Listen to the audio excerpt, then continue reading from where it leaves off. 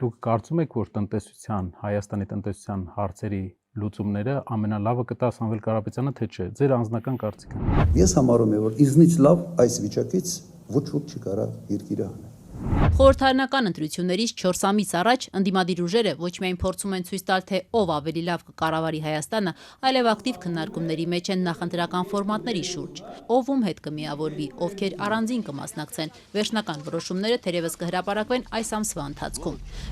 Այսօրվա վրա Երկրորդ նախագահ Ռոբերտ Քոչարյանն օրերս հայտարարեց, որ թե վերջնական որոշում չունեն, բայց հակված են պահպանել գործող ֆորմատը։ 2021-ի ընտրություններին Քոչարյանի առաջնորդած Հայաստան դաշինքը բաղկացած էր երկու ուժից՝ Դաշնակցություն եւ Վերածնվող Հայաստան կուսակցություններից։ Վերջինը սակայն 2022-ին քաղաքական տարաձայնությունների պատճառով լքեց դաշինքը։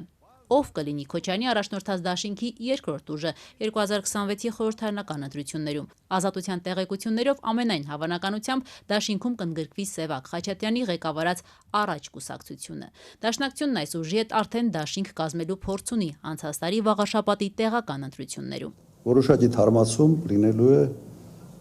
սա նաև կյանքը ցույց տվեց, որ ոչի պետք է դա անել։ Մենք ունենք լավ ակտիվ ձևավորված թիմ, բայց անկասկած նաև նոր մարդիկ են հայտնելու այդ թիմում եւ ցուցակում։ Իդեպ Քոչարյանն իր վերջին ասուլիսում պնդեց, որ այսօր ընտրությունների են գնում ավելի լավ վարկանիշային դիրքերից, քան 2021-ին։ Անցած ընտրություններում նրա առաջնորդած Հայաստան դաշինքը հավաքել էր 260,000-ից ավելի ձայն։ Եթե չհաջողվի քաղաքական գործիչներին, ուրեմն մենք էլ մեր ձևով ենք մասնակցելու այդ ամեն ինչին։ Այս պահի դրությամբ հստակ է, որ տնային կալանքի տակ գտնվող գործարար Սամվել Կարապետյանի ուժեղ Հայաստան կուսակցությունը ընտրություններին կմասնակցի առանձին, այսինքն դաշինք չի կազմի։ Ինչու է միլիարդատեր գործարարը նախընտրել առանձին մասնակցել, ինչ հաշվարկներ կան այդ որոշման տակ։ Ազատության այս հարցին Կարապետյանի թիմակից Ալեքսան Ալեքսանյանը հստակ պատասխան չտվեց։ Մենք առաջարկում ենք նոր ուժ, առաջարկում ենք ճանապարհ ուժեղ Հայաստանի նոր դեմքերով եւ ունենալու ենք մեր վարչապետի թեկնածու։ Գործարար Սամվել Կարապետյանը թեև առաջնորդում է շարժումը, սակայն ընտրություններին մասնակցելու իրավունք չունի, քանի որ երկքաղաքացի է։ Իսկ թե ով կլինի ուժեղ Հայաստան կուսակցության վարչապետի թեկնածուն եւ կգլխավորի նախընտրական ցուցակը, պարզ կդառնա փետրվարի 12-ին կայանալիք կուսակցության համագումարում։ Թեկնածուն ճիշտ որ ասեմ, երկար ժամանակ է որոշված, ուղղակի մենք այդ մասին կհայտարարենք փետրվարի 12-ին։ Երրորդ նախագահ Սերժ Սարգսյանի ղեկավարած Հանրապետականը դեռ շարունակում է անպատասխան թողնել հարցը՝ մասնակցելու են հունիսին կայանալիք խորհրդարանական ընտրություններին, թե ոչ։ Այսօր Սերժ Սարգսյանն իր դատական նիստից առաջ պնդեց՝ չունեն որոշում։ Ոչ, չունենք որոշում, եթե ունենանք կասենք։ Պարոն Սարգսյան, իսկ հավատում եք, որ ընդդիմությունը կարող է միավորվել։ Միասնական ճակատով ընտրություններին մասնակցելու հարցին ի պատասխան էլ երրորդ նախագահն ասաց, թե այդպիսի ցանկություն ունի, այլ հարց է, որ դրա իրագործումը բարդ է։ Իրադարձությունները ցույց են տալիս, որ ընդդիմության միավորվելը շատ բարդ խնդիր է։ Նախորդ ընտրություններին Սերժ Սարգսյանի ղեկավարած Հանրապետականը դաշինք էր կազմել ԱԱԾ նախկին տնօրեն Արթուր Վաննեցյանի հայրենիք կուսակցության հետ, հավաքելով շուրջ 66,000 ձայն։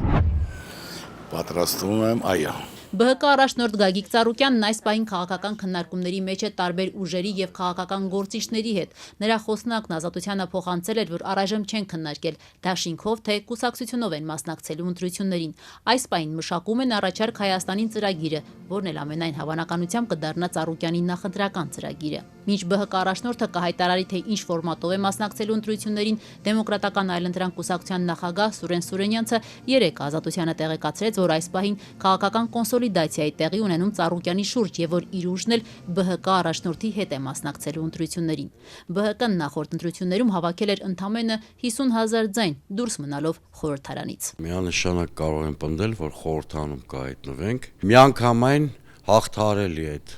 բարիերը։ Ընտրություններին առանձին մասնակցելու մասին արդեն իսկ հայտարարել են ԱԱԾ նախկին պետ Արթուր Վանեցյանը իր հայրենիք կուսակցությունով։ Այսօր նա Ազատությանը փոխանցեց, որ որոշումը այս պահի դրությամբ ուժի մեջ է, բայց հետագայում ինչ զարգացումներ կլինեն, պարզ կդառնա ամսվա վերջին։ Այո, մենք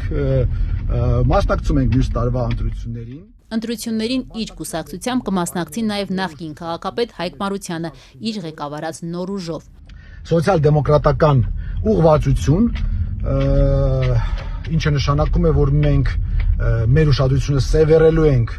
մարդկանց սոցիալական խնդիրներին։ Քանը տվել է։